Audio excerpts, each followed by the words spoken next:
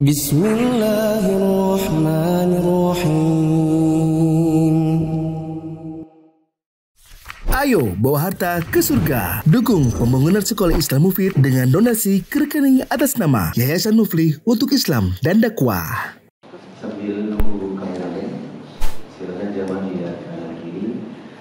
Kalau nggak kenal boleh kenalan.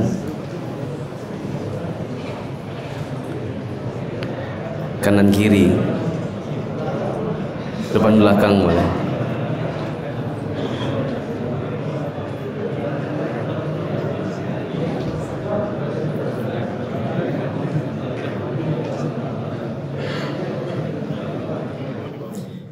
Bismillahirrahmanirrahim. Assalamualaikum warahmatullahi wabarakatuh.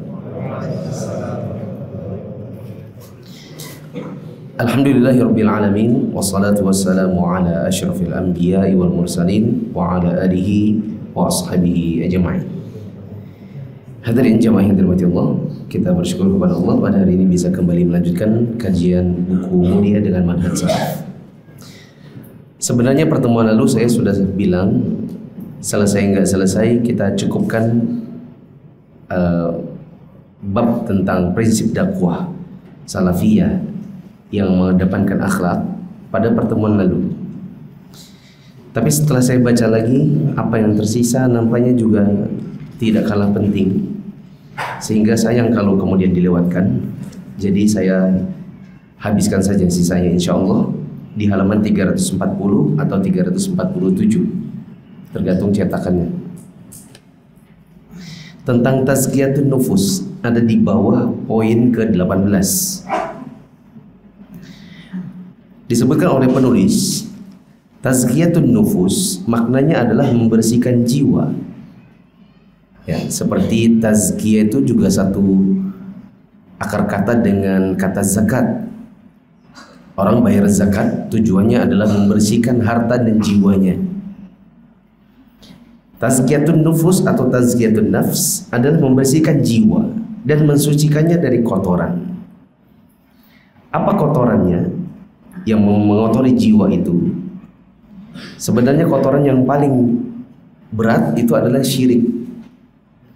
Inilah yang dilakukan oleh Nabi Muhammad SAW dan seluruh nabi kepada kaumnya, yaitu mensucikan mereka dari kemusyrikan,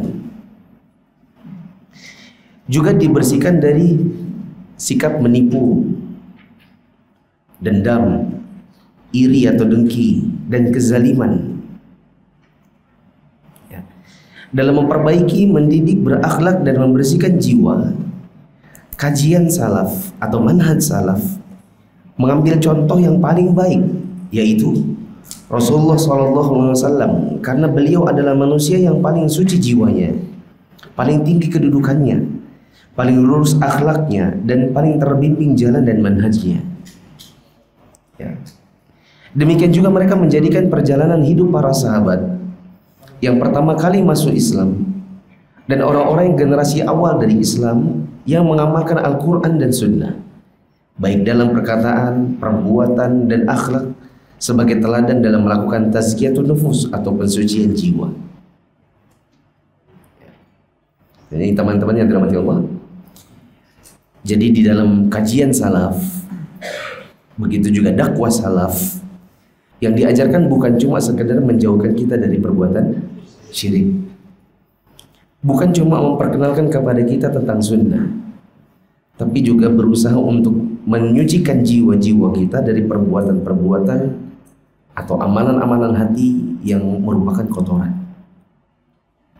Sama seperti yang saya pernah sebutkan dalam beberapa pertemuan di kajian ini, ibarat kalau kita mau mengajar matematika, sementara papan tulis yang dipakai untuk mengajar itu sudah terlalu banyak angka, maka akan sulit untuk mengajarkannya. Yang terbaik terlebih dahulu diapakan? Dihapus dulu, dibersihkan dulu. Kalau sudah bersih, baru kemudian diajari. Maka kita di dalam dakwah salaf dihapuskan dan disucikan hati kita ini dari kotoran-kotoran supaya mudah untuk menerima pelajaran. Ya. Makanya banyak orang yang bilang begini, saya itu sejak ikut kajian sunnah jadi lebih mudah untuk menerima masukan tentang bahwa perbuatan-perbuatan yang selama ini saya kerjakan itu tidak ada tuntunan. Ya. Kenapa lebih mudah untuk menerima? Begitu juga dia katakan, saya sekarang juga lebih mudah untuk mengerjakan sholat. Kalau ada perintah itu lebih mudah untuk menerima dan menjalankan. Karena ada tauhid di dalam diri yang sudah ditanamkan dengan terlebih dahulu menyucikan jiwanya. Orang-orang yang datang setelah mereka, yang mengikuti mereka dengan baik, yaitu para tabi'in, begitu juga para ulama yang mengamalkan ilmunya di setiap zaman yang sesuai dengan manhaj salaf, ini juga termasuk role model atau percontohan dalam tazkiyatun nufus. Dengan demikian, manhaj salaf memberikan batasan dalam masalah tazkiyatun nufus bahwa ia adalah bentuk pelaksanaan yang hakiki, bukan sekadar penampilan luar. Ya, terhadap firman Allah dan sabda Rasulullah SAW disertai dengan menjauhkan diri dari kebohongan-kebohongan tasawuf, karena tasawuf itu banyak bid'ahnya yang akhirnya adalah zindik atau kemunafikan sebagaimana dikatakan para ulama. Ada bagian yang sangat penting di highlight, kata-kata bukan sekadar penampilan luar. Jadi bukan soal cuma bergamis atau berjilbab besar dan bercadar. Kajian salaf lebih dari itu adalah masalah pelaksanaan dalam kehidupan sehari-hari. Apakah gunanya seseorang misalnya ya jilbab besar, meskipun itu memang suatu kewajiban, kalau ternyata dia dalam kehidupan sehari-harinya banyak menipu orang? Apa bisa dikatakan sebagai seorang ahlu sunnah atau mengikuti sunnah apabila seseorang dalam kehidupan sehari-harinya suka hasad sama orang lain? Di antara tugas Rasulullah SAW yang paling penting adalah tazkiyatun nufus. Allah Ta'ala berfirman, laqad manallahu 'alal mu'minina idh ba'atha fihim rasulan min anfusihim yatlu 'alaihim ayatihi wa yuzakkihim wa yu'allimuhumul kitaba wal hikmah wa in kanu min qablu lafi dhalalin mubin. Sungguh Allah telah memberikan karunia kepada orang-orang beriman ketika Allah mengutus seorang rasul di tengah-tengah mereka dari kalangan mereka sendiri, yang membacakan kepada mereka ayat-ayatnya, mensucikan jiwa mereka, mengajarkan kepada mereka Alkitab, yaitu Al-Quran, dan Al-Hikmah, yaitu As-Sunnah, meskipun sebelumnya mereka benar-benar dalam kesesatan yang nyata. Atau firman Allah, huwallazi ba'atha fil ummiyina rasulan minhum yatlu 'alaihim ayatihi wa yuzakkihim wa yu'allimuhumul kitaba wal hikmah wa in kanu min qablu lafi dhalalin mubin. Dialah yang mengutus kepada kaum yang buta huruf seorang rasul di antara mereka, yang membacakan ayat-ayat kepada mereka, mensucikan mereka, mengajarkan mereka Alkitab dan As-Sunnah, dan sesungguhnya mereka sebelumnya benar-benar dalam kesesatan yang nyata. Kata penulis, sesungguhnya tazkiyatun nufus atau menyucikan jiwa, membersihkan dari segala kotoran dan meningkatkannya menuju kemuliaan akhlak, merupakan salah satu tujuan penting diutusnya Nabi Muhammad SAW ketika telah terputus pengutusan para rasul. Ini sebagaimana disebutkan dalam firman Allah surat Al-Baqarah ayat 151. Ya. Allah katakan, kama arsalna fiikum rasulan minkum yatlu 'alaikum ayatina wa yuzakkikum wa yu'allimukumul kitaba wal hikmah wa yu'allimukum ma lam takunu ta'lamun. Sebagaimana kami telah mengutus kepadamu seorang rasul, yaitu Muhammad, dari kalangan kamu, yang membacakan kepada kalian. Di situ teman-teman terjemahnya Pak, kalian atau mereka? Kamu ya. Seorang rasul, yaitu Muhammad, dari kalangan kalian sendiri, yang membacakan kepada kalian ayat-ayat kami, mensucikan kalian dan mengajarkan kepada kalian Alkitab dan As-Sunnah, serta mengajarkan apa yang belum kalian ketahui. Kemudian ayat ini dibedah dengan penafsiran Asy-Syaikh Abdurrahman bin Nasir As-Sa'di. Asy-Syaikh As-Sa'di mengatakan, Allah berfirman, sesungguhnya nikmat yang kami berikan kepada kalian dengan menghadapnya kalian ke arah Ka'bah, menyempurnakannya dengan syariat dan nikmat-nikmat penyempurna, semua itu bukanlah kebaikan kami yang baru dan pertama kali.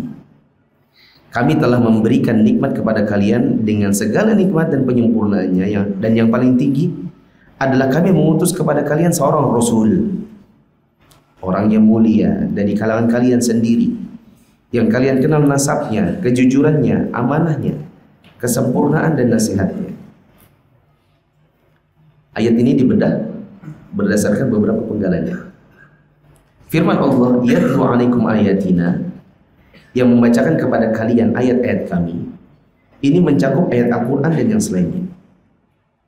Muhammad membacakan kepada kalian ayat yang menjelaskan kebenaran atas kebatilan, menjelaskan petunjuk di atas kesesatan, membimbing kalian untuk mentauhidkan Allah dengan sempurna, membenarkan Rasulnya, kewajiban beriman kepadanya, serta kewajiban beriman pada setiap kabar yang beliau sampaikan berupa janji dan perkara-perkara gaib, sehingga kalian memperoleh hidayah yang sempurna dan ilmu yang yakin. Firman Allah, wa yuzakkikum, dan mensucikan kalian, maksudnya adalah mensucikan jiwa dan akhlak kalian dengan mendidiknya di atas akhlak yang mulia dan mensucikannya dari akhlak yang tercela. Ini yang disebut dengan babnya tazkiyatun nufus. Itu semua sebagaimana beliau membersihkan mereka dari syirik kepada tauhid, dari riya menjadi ikhlas, dari dusta menjadi jujur, dari khianat kepada amanat, dan sikap sombong kepada tawadhu, dari akhlak jelek kepada akhlak baik, dari sikap saling membenci, saling menjauhi, saling memutus hubungan, saling mencintai, saling menyambung hubungan, dan saling menyayangi. Ya. Atau kita bisa bahasakan dengan bahasa bebas, kita di dalam kajian sunnah, kalau sudah ikut kajian sunnah, ikut kajian salaf, berarti harus tauhid. Berarti tidak boleh pakai jimat-jimat, harus ikhlas. Kok salafi itu riya? Harus jujur, harus amanah, harus tawadhu. Apa tawadhu? Rendah hati atau rendah diri? Rendah hati. Tidak boleh saling membenci, tidak boleh saling menjauhi, saling memutus hubungan. Nah, ini saya dapati ada ikhwan yang saling putus hubungan, padahal dulunya teman akrab, hanya gara-gara tersinggung sedikit. Maka saya bilang, antum ini ikut kajian sunnah, kenapa kok oke lah tersinggung, oke tersinggung, tapi masa kemudian harus saling memutus hubungan? Tidak boleh kayak gitu. Tidak boleh ya, saling membenci dan memutus persaudaraan. Nah, saya ingat waktu tahun 2019 saya bacakan bab ini, saya sempat ngasih contoh. Contohnya gini, salafi itu kalau dagang harus jujur. Salah satu contohnya adalah kalau ada barang antum jual, lalu ada cacatnya, ya antum jelaskan, jangan disembunyikan. Lalu saya waktu itu berikan contoh tentang muamalah yang saya kerjakan. Saya kira mungkin jamaah sudah paham bahwa saya punya bimbingan haji dan umroh. Pernah beberapa kali kejadian admin saya itu jualan, tapi tidak sempat untuk menjelaskan paketnya, sudah melakukan pembayaran. Kejadiannya diantaranya tahun 2019 untuk umroh akhir Ramadan. Si Safetyan yang waktu itu ngabarin, Ustaz, alhamdulillah full sudah. Orang terakhir 3 orang sudah tutup, berarti sudah full seatnya. Oke, siapa? Pak Rio dari Jakarta. 3 orang ya. Sudah dijelaskan apa saja paketnya. Oh, lupa Ustaz. Nah, telepon lagi, jelaskan dari awal, terus tawarkan, Pak, kalau seandainya Bapak nanti masih mau, kita terima pembayarannya yang tadi sudah terlanjur terbayar. Tapi kalau tidak mau kita balikin duitnya. Ya, kenapa? Karena harganya cuma 26.500.000 tapi sekamar ber-12. Dan orang kalau tidak dijelaskan nanti sampai di Mekah baru sekamar ber-12 gitu kan, ngamuk orang. Yang tercoreng bukan bimbingan haramainnya, tapi ustadznya, dakwahnya, kajiannya. Apalagi nanti orang bilang, itu loh ustadznya tuh ngajarin tazkiyatun nufus, kejujuran. Dia sendiri, masa kita sampai di Mekah ternyata sekamar ber-12 orang, berjubel-jubel. Soalnya itu umroh akhir Ramadan yang kebanyakan kita tidak ada di hotel tapi di masjid, memang mau itikaf. Oh iya Ustaz, ya jangan sampai nanti antum keterusan nih, ketika mau berangkat baru orangnya diberitahu atau orangnya baru tahu, ngamuk nanti orang. Saya telepon balik, atau sini deh saya jangan telepon. Assalamualaikum Pak Rio. Ya Ustaz, tadi udah terlanjur bayar ya? Iya Ustaz, sudah tahu paketnya? Oh belum Ustaz. Nah itu dia kesalahan admin tadi itu. Harusnya dia jelasin dulu, nggak boleh langsung ngasih nomor rekening. Pak Rio tahu sekamarnya ber-12. Hah? Baru sekamar ber-12. Oh gitu Ustaz. Karena kita nanti lebih banyak di masjid ketimbang di hotel. Oh iya. Sudah dijelasin? Oke Ustaz, tetap lanjut. Dijelasin dulu. Coba kalau enggak, ya. Nanti yang khawatirnya tercoreng itu bukan cuma soal bisnisnya, tapi yang paling kita khawatirkan dakwahnya. Apalagi ini ustadznya ngisi kajian mulia manhaj salaf, baru penipu, ya. Itu paling jelek nanti. Kemudian kata Allah Ta'ala, wa yu'allimukumul kitab, dan mengajarkan kepada kamu Alkitab, yaitu Al-Quran. Nabi Muhammad itu juga mengajarkan Al-Hikmah, ya. Al-Hikmah itu ada yang berpendapat maksudnya sunnah, sehingga yang diajarkan Nabi Muhammad itu Al-Quran dan sunnah. Ada juga yang berpendapat hikmah maksudnya adalah pengetahuan dan pemahaman terhadap syariat serta penempatan suatu perkara pada tempatnya. Ya. Dengan pengertian ini maka mengajarkan sunnah masuk dalam pengertian mengajarkan Al-Quran dan sunnah. Dikarenakan Al-Quran itu bisa ditafsirkan dan dijelaskan dan diterangkan dengan menggunakan sunnah. Apa maksudnya ini? Coba teman-teman perhatikan. Teman-teman sholat 5 waktu, betul? Caranya dimulai dari takbir, ditutup dengan, ada nggak di Al-Quran? Nggak ada. Dapatnya di mana? Dapatnya di hadis. Ini menunjukkan bahwa perintah Al-Quran yang sifatnya global, yaitu sholat 5 waktu, tata caranya dijelaskan di dalam hadis. Itu menunjukkan bahwa Al-Quran itu diterangkan dan ditafsirkan dengan hadis. Kadang sebagian ayatnya begitu. Ya. Maka tidak benar juga apabila ada orang berkata, saya maunya Al-Quran aja. Sebagaimana kalau teman-teman buka halaman-halaman akhir, nanti akan ketemu satu aliran sesat namanya aliran Ingkarus Sunnah, aliran Quraniyun. Ada di sini di bagian akhir. Dijelaskan bahwa ada sebagian orang alirannya sesat, yaitu katanya hanya mau pakai Quran. Maka kita bisa jawab, kalau kamu cuma mau pakai Quran, bagaimana kamu sholat? Dan ini pernah masuk dulu di asrama saya waktu S1. Ada beberapa teman yang terpengaruh dengan aliran ini. Dia tidak mau pakai sunnah. Ketika dia ngajak-ngajak kajian, Ada teman kita yang sudah ngaji duluan, dia nanya sama si orang ini, kamu kalau hari-hari sholat nggak? Dibilang sholat. Tata caranya gimana? Ya sama seperti kita hari-hari. Loh, katanya kamu nggak mau pakai sunnah, maunya cuma pakai Quran. Coba mana tunjukkan Al-Fatihah ayat 1 sampai An-Nas ayat 6, mana yang bilang dimulai dari takbiratul ihram diakhiri dengan salam? Mana ada?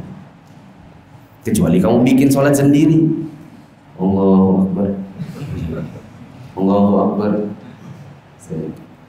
Terserah kalau kamu pakai begitu. Jadi kan kelihatan aliran sesat. Tapi kalau mau bilang kita cuma pakai Quran tapi kita sholatnya sama, coba mana tunjukkan di Quran yang sholatnya bilang begitu? Tidak ada. Jadi wajib pakai sunnah.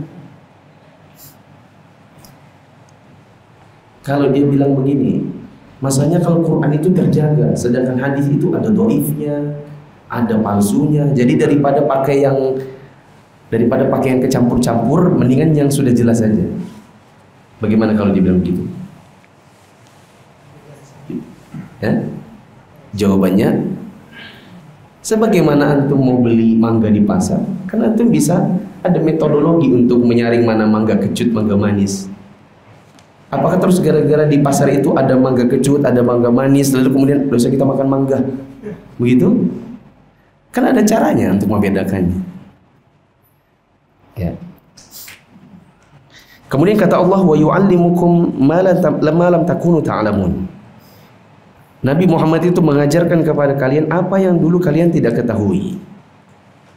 Maksudnya adalah sebelum diutusnya beliau, mereka atau kita semua ini berada dalam kesesatan yang nyata, tidak punya ilmu, tidak punya amal. Setiap ilmu dan amal yang diperoleh oleh kita ini berkat usahanya Nabi. Karena Nabi yang ngajar, makanya kita dapat ilmu. Ya. Jadi ngomong-ngomong, karena kita ini terlahir dalam keadaan tidak punya ilmu, berarti kan harus belajar dulu biar punya ilmu. Berarti kalau ada orang misalnya baru masuk Islam, itu tidak boleh jadi ustadz dulu. Kalau ada orang baru tobat, dulunya artis, dulunya preman, setelah tobat belajar dulu, tidak boleh dakwah dulu. Ya, karena tidak terlahir dalam keadaan sudah berilmu. Ya. Kemudian kata penulis, nikmat ini adalah nikmat pokok secara mutlak. Ia merupakan nikmat yang terbesar yang diberikan kepada hamba Allah, sehingga kewajiban dan tugas mereka adalah bersyukur kepada Allah dan melaksanakannya. Rasulullah SAW menjelaskan bahwa salah satu tugas beliau adalah meletakkan kaidah akhlak mulia, menyempurnakannya dan menjelaskannya. Rasulullah SAW menjelaskan bahwa salah satu tugas beliau adalah meletakkan kaidah akhlak mulia, menyempurnakan dan menjelaskannya. Semua ini membuktikan bahwa tazkiyatun nufus memiliki peran penting untuk membentuk sebuah masyarakat yang bersistem kekhalifahan yang lurus di atas manhaj nubuwah dan sebuah pengaruh yang menonjol dalam membangun kembali kehidupan yang islami. Sehingga dari paragraf ini kita bisa ambil kesimpulan penting untuk adanya kajian-kajian tazkiyatun nufus. Ya. Kalau kajian kita misalnya hanya muamalah,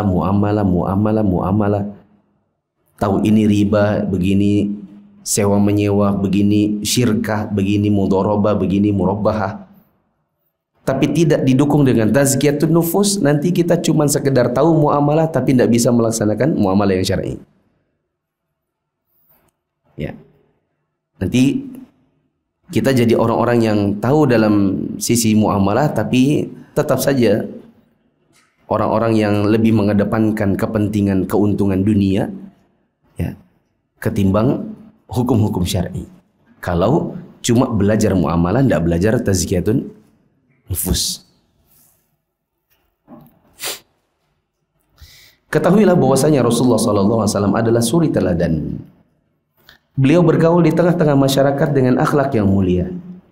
Semua orang melihat beliau selalu menyempurnakan akhlak, sehingga pantas jika beliau mendapatkan pujian dari Allah dalam kitabnya. Bahkan Allah sebagai saksinya, Allah berfirman, wa innaka la'ala khuluqin azim. Engkau wahai Muhammad benar-benar berbudi pekerti yang luhur. Banyak sekali perkataan ahli tafsir yang menjelaskan makna ayat tersebut.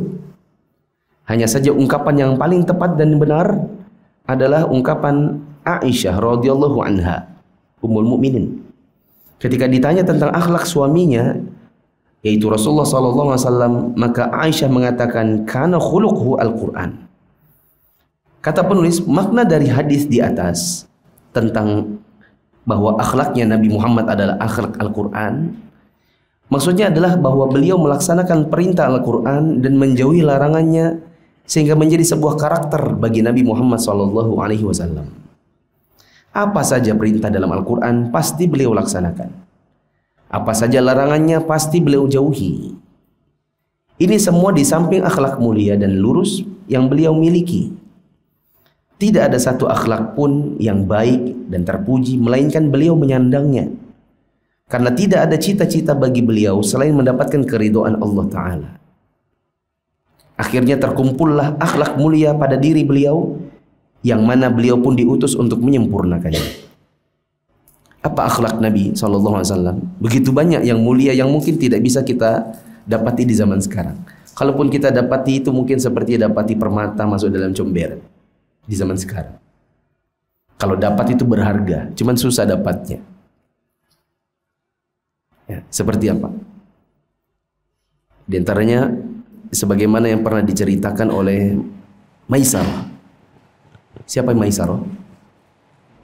Maisarah ini adalah temannya Khadijah yang biasa mendampingi Nabi Muhammad SAW untuk berangkat berdagang sebelum Nabi menikah dengan Khadijah.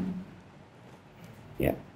Maisarah ini menceritakan kepada Khadijah, kenapa kalau perdagangan Khadijah dibawa oleh Muhammad itu kalau di Syam laku, customernya suka.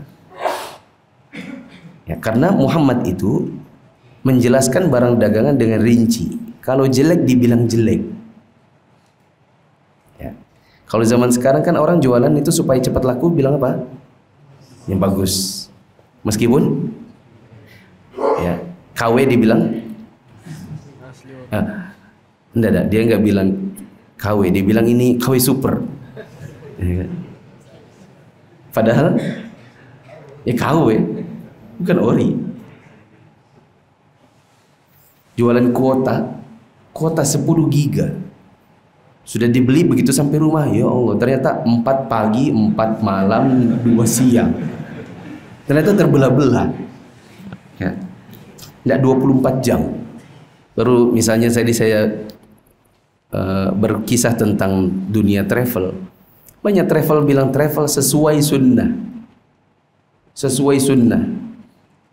Begitu sampai di sana tidak sesuai sunnah. Atau sesuai sunnah, dibimbing sesuai sunnah. Seharusnya sampai sana pembimbingnya tidak ada. Ya. Saya ini mengkritisi, ya, ini apalagi ini bulan November, bentar lagi masuk Desember. Ya. Bulan yang penuh dengan orang-orang mau pergi umroh karena liburan anak-anak. Biasanya sudah banyak ini orang sudah mulai berebutan hotel. Kalau sudah berebutan hotel tapi tidak dibayar, begitu sampai di sana tidak punya hotel. Seperti tahun 2002 kemarin, 2022. Ya, saya kena juga jadinya. Begitu sampai di sana, hotelnya belum siap. Untungnya ada pertolongan Allah. Bagaimana teknisnya tidak usah saya ceritakan. Ya. Ini gara-gara sebagian orang yang menjadi oknum-oknum. Kalau jualan sunnah. Tapi ternyata sampai di sana mengecewakan.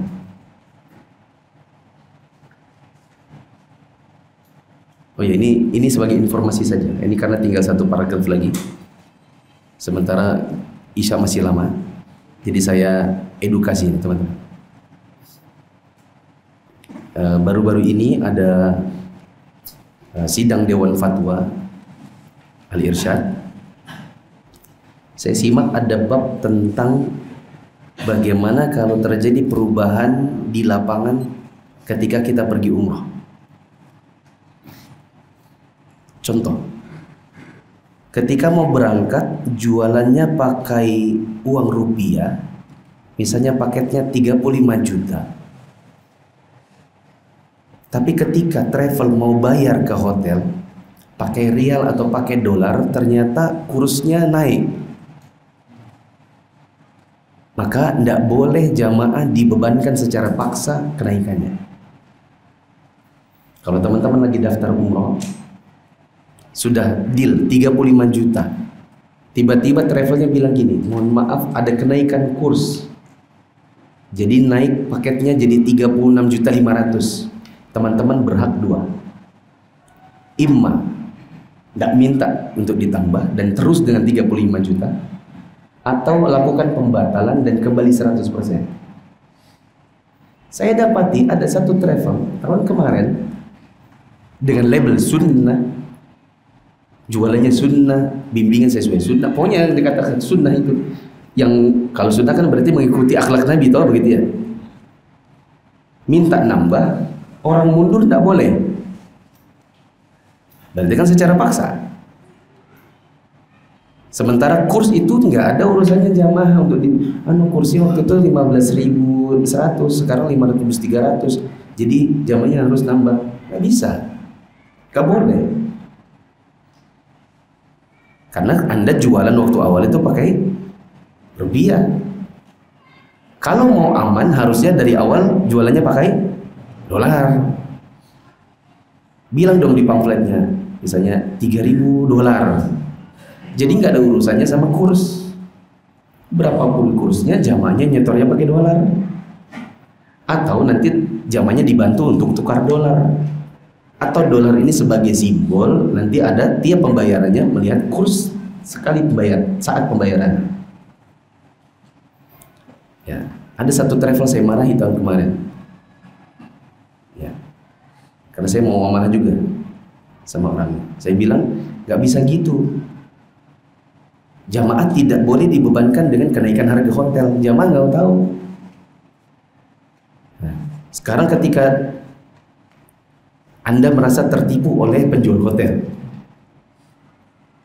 hotelnya kemarin beli per kamar anggap saja misalnya 4.000 real, tiba-tiba waktu mau berangkat tiba-tiba jadi 4.500. 500-nya harus Anda yang nanggung.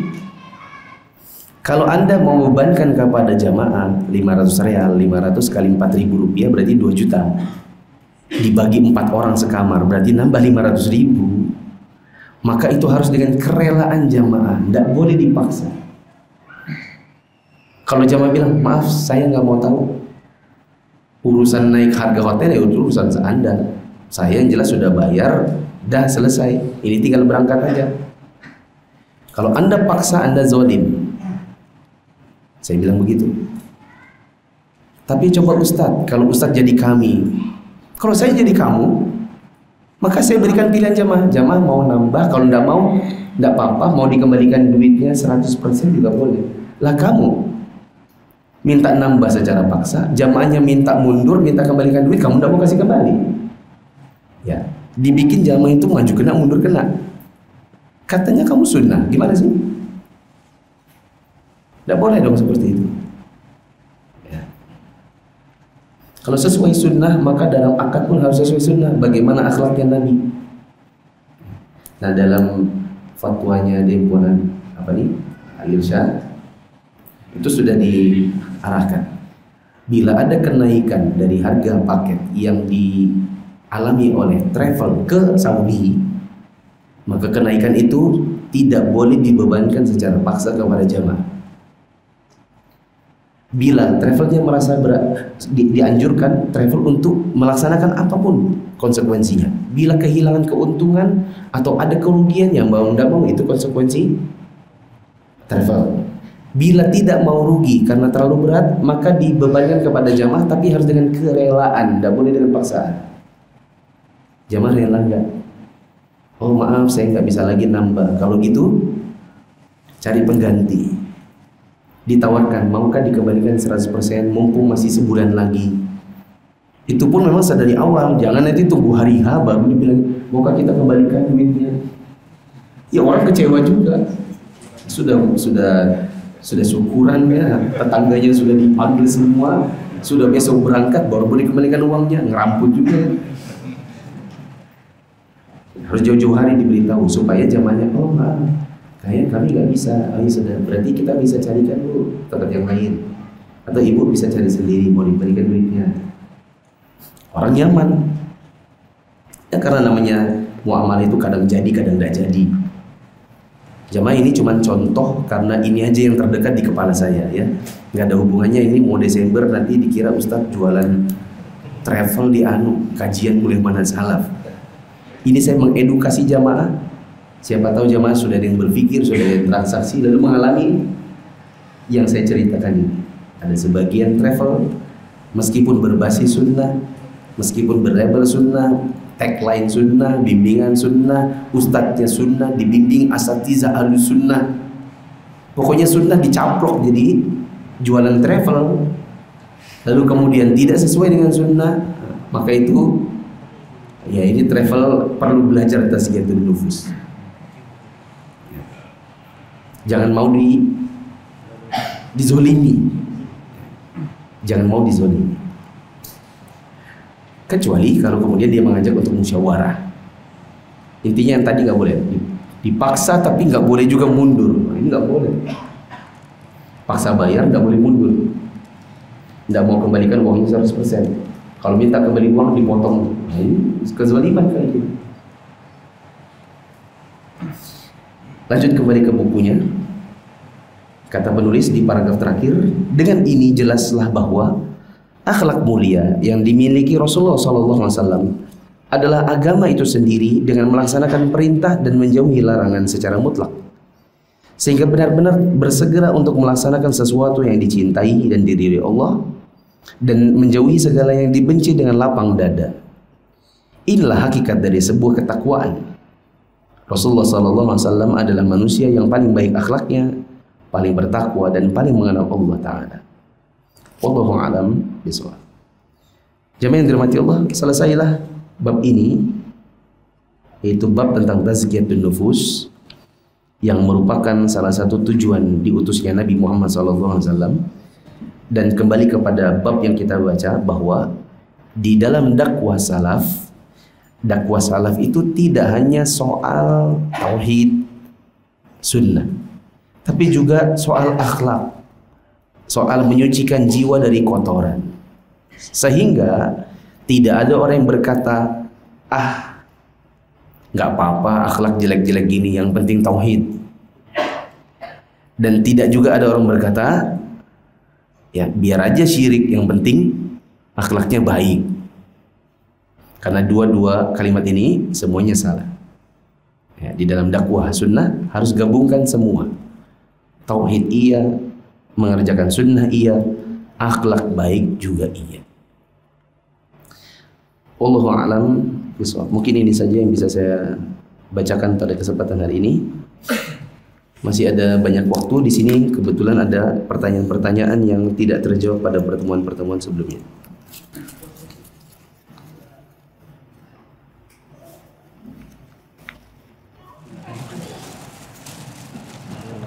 Ini tidak tahu sudah pernah saya bahas atau belum.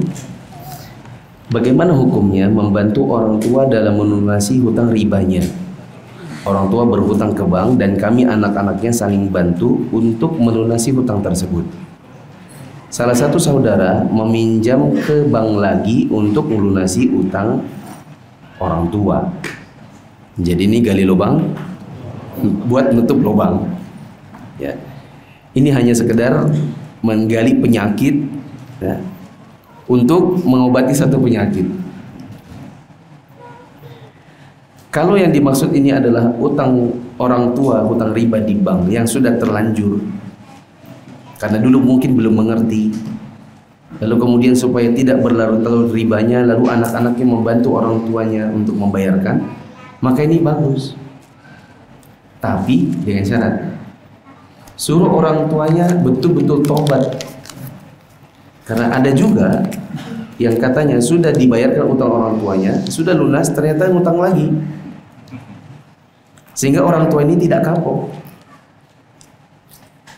Jamaah yang dirahmati Allah, memang ada kewajiban anak untuk berbakti pada orang tuanya, tapi ada juga orang tua durhaka.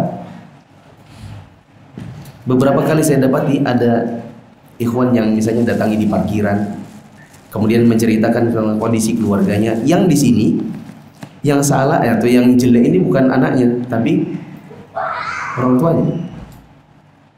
Ada yang cerita, Ustaz, mama saya ini Ustaz, aduh gimana ya Ustaz ya cara menasihatinya. Saya takut durhaka kalau marahin orang tua.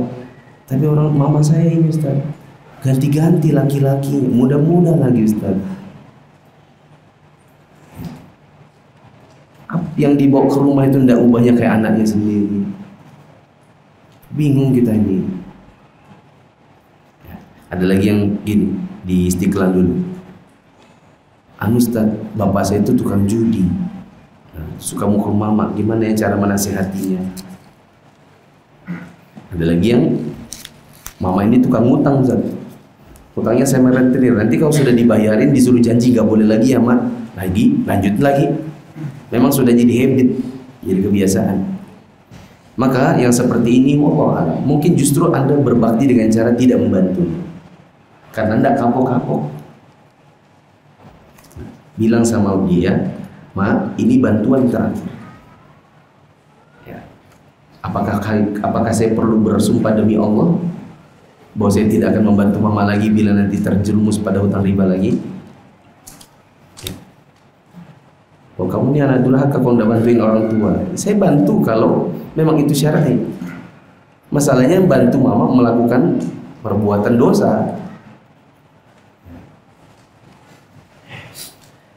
Bagaimana cara menghilangkan perbuatan yang tergolong tahyil bid'ah khurafat? Caranya kajian sunnah. Karena kajian yang suka bicara dan meluruskan masyarakat dari tahyil bid'ah khurafat adalah dakwah sunnah. Bagaimana cara umat Islam menghadapi bid'ah dengan cara yang tidak melanggar syariat? Dalam meluruskan bid'ah yang ada di masyarakat ini juga ada kaidah.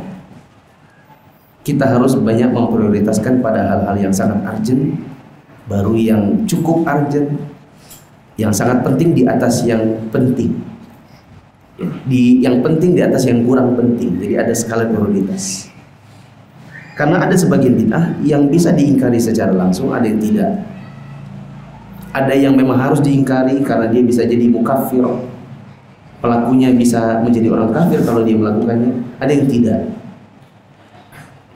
Ada bid'ah yang orangnya tetap muslim. Ada yang kebid'ahan yang bisa menjerumuskan orangnya dalam perbuatan syirik. Jadi ini harus ada kejelian dalam melihat tingkatan-tingkatan bid'ah, sehingga nanti bisa dilihat juga mengingkarinya kapan, dengan waktu kapan, kemudian caranya seperti apa. Allah a'lam bishawab. Saya berikan contoh. Saya pernah lihat di YouTube. Saya lihat tahun 2010.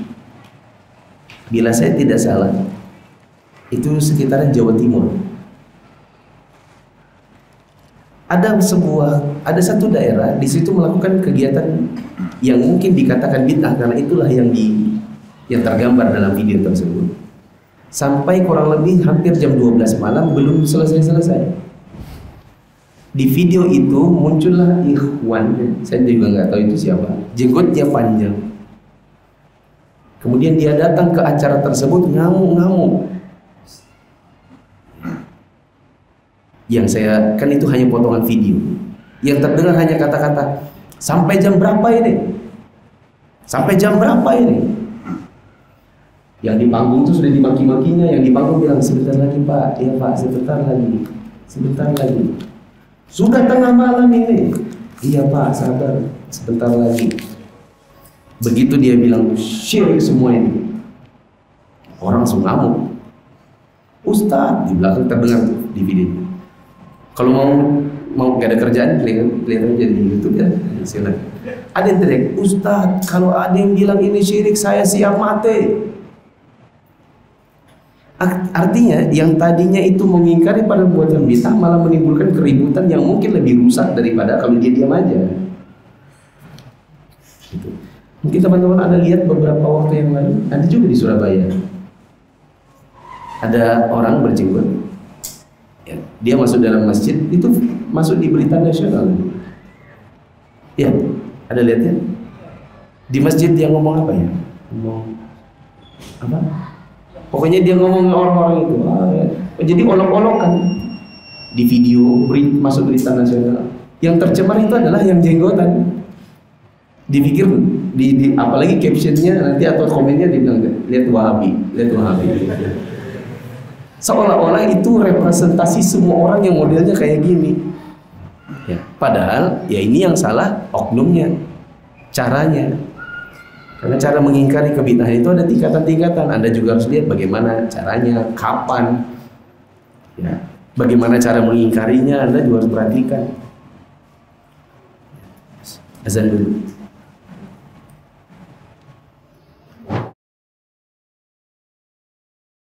Allahu Akbar, Allahu Akbar, Allahu Akbar, Allahu Akbar. Asyhadu an la ilaha illallah.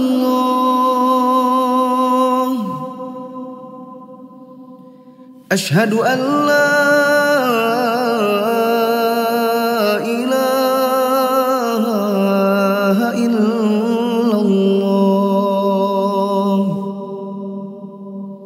Asyhadu anna Muhammadar Rasulullah.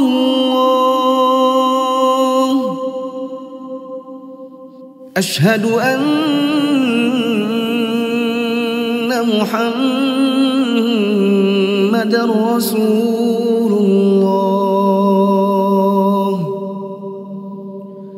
Hayya 'alas salah,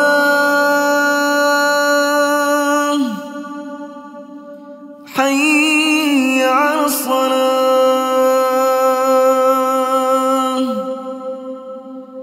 hayya 'alal falah.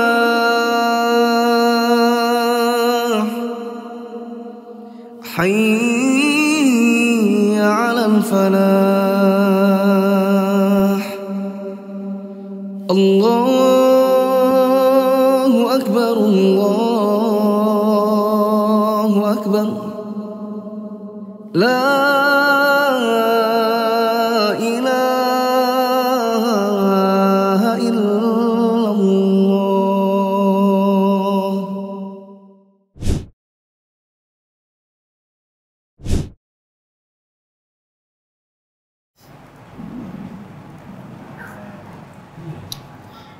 Ini ada pertanyaan. Jika ikhtilat itu dilarang, mengapa di Mekah saat tawaf jamaahnya ikhtilat? Ikhtilat itu artinya campur baur laki dan perempuan. Ikhtilat itu ada yang jelas dilarang, ada yang dimaafkan. Yang dimaafkan yang sifatnya darurat, yang tidak mungkin bisa dihindari.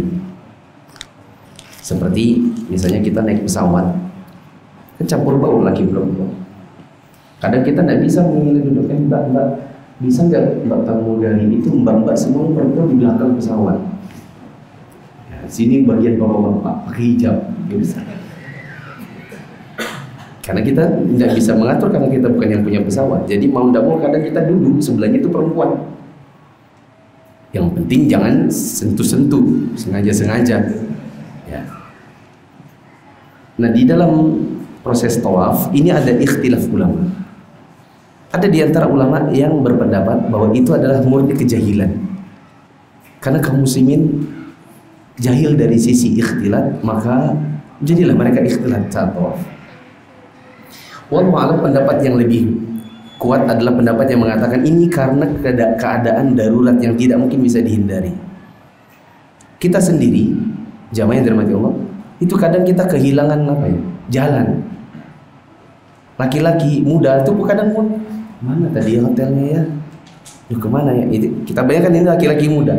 Bagaimana kalau seandainya ada kakek-kakek, nenek-nenek, suami istri pergi umrah berdua di masa tua, terus dibikin jam laki-laki tawaf jam sekian, laki-laki dikeluarkan, jam perempuan. Saya khawatir ini suami istri kalau tidak bareng bisa tidak ketemu lagi sama pasangannya. Kita tidak bisa kebayang ya. Kita laki-laki muda aja bingung kan. Mana ya penanya?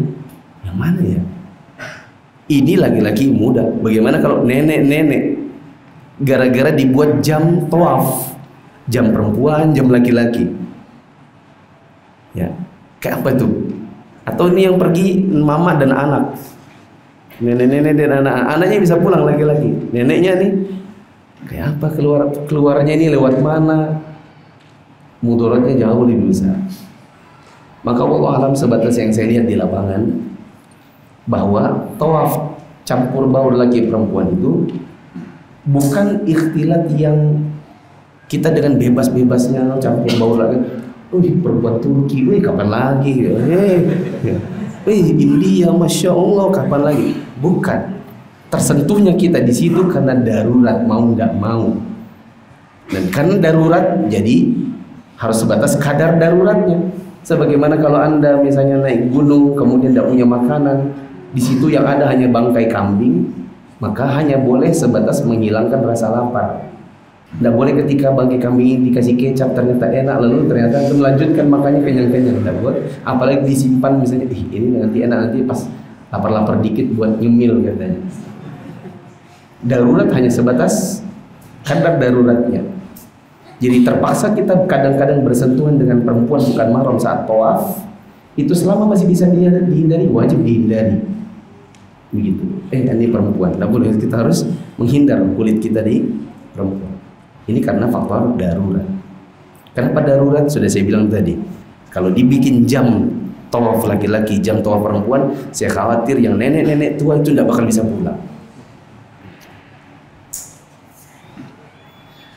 Apakah semua ustadz sunnah itu pasti bermanhaj salaf? Saya pernah lihat beberapa ustadz sunnah menghadiri acara yang diadakan oleh ustadz yang melakukan bidah. Wallahu alam, ada sebagian orang mungkin dia menyandarkan dirinya kepada kajian sunnah, ngajar sunnah, katanya saya bermanhaj salaf, tapi dalam rangka toleransi dan lain-lain lah, apapun alasannya, dia menghadiri acara-acara bidah. Maka saya pribadi intinya katakan bahwa ini adalah ijtihad yang salah. Dalam dakwah itu dikenal dua istilah. Perhatikan ya, ada yang namanya mudahanah, ada yang namanya mudaroh. Apa namanya? Mudahanah, mudaroh. Dua-duanya adalah sikap manis dan sikap lemah lembut. Tapi ada bedanya. Mudahanah, mudaroh ini sama-sama sikap manis, sikap lemah lembut. Tapi ada bedanya. Mudahanah sikap manis, tapi tidak membenarkan, tidak meluruskan yang salah. Sedangkan mudaroh ini adalah sikap manis, menunggu waktu yang tepat untuk meluruskan yang salah. Kalau ada ustadz, siapapun, saya mau ustadz, apapun manhajnya, adalah acara dangdutan 17 Agustus diundang sama Pak RT, terus ustadz nanti hadir ya, ustadz jadi pembaca doanya kah, bikin sambutannya kah, dan dia tahu di situ acaranya mungkar, ada dangdutan, masa begini, mari kita jamaah berdoa kepada Allah, alhamdulillahirabbil alamin, al-fatihah, terus setelah itu dangdutan tercampur baur antara yang al-haq dan yang batil, antara yang diridhoi dengan maksiat. Ya, ini namanya mudahana. Anda datang situ bersikap manis, bersikap lemah lembut, baik-baik di situ, tapi Anda tidak mengingkari yang apa? Yang salah. Seperti yang dilakukan sebagian ustaz-ustaz, ada yang ikut dalam acara-acara kebid'ahan. Di situ dia duduk tidak mengingkari, malah menikmati. Ini namanya mudahana. Dan mudahana itu tercela. Yang boleh adalah mudaroh. sikap lemah lembut, sikap manis. Ada yang salah, bukan dia tidak ingkari, tapi menunggu waktu yang tepat. Seperti misalnya kita punya orang tua kita merokok, bapak kita masih merokok, kita belum mau menasihati dia soal rokoknya karena kita menunda. Sekarang ini yang lebih utama adalah menghilangkan syiriknya bapak, karena bapaknya itu punya jimat juga. Daripada nanti ngomong rokok, akhirnya dia jengkel. Kita pas ngomong jimat, dia sudah jengkel duluan. Ya atau tidak? Mana yang lebih utama, yang lebih didahulukan? Mengingkari jimatnya, menghilangkan kesyirikannya, atau menghilangkan rokoknya? Kemusyrikannya. Itu lebih utama untuk diprioritaskan, dihilangkan. Kita nunda dan bersikap lemah lembut kepada orang tua karena masih merokok dan lain-lain, karena kita lagi mentargetkan satu yang lebih penting, yaitu menghilangkan syirik. Karena dia suka pakai jimat, di rumah itu ada botol karet pindeng ditaruh di atas pintu, ada Quran dirobeknya ditaruh jadikan jimat. Ini namanya mudaroh. Apa tadi istilahnya? Yang jelek apa namanya? Mudahana, yaitu lemah lembut, tapi tidak pernah ada target untuk mengingkari yang jelek, yang salah. Satu lagi, mudaroh, yaitu sikap lemah lembut sambil menunggu waktu yang tepat untuk mendakwah dan meluruskan yang salah. Wallahu a'lam. Mungkin ini saja. Subhanakallahumma wa bihamdika, asyhadu an la ilaha illa anta, astaghfiruka wa atubu ilaik. Assalamualaikum warahmatullahi wabarakatuh.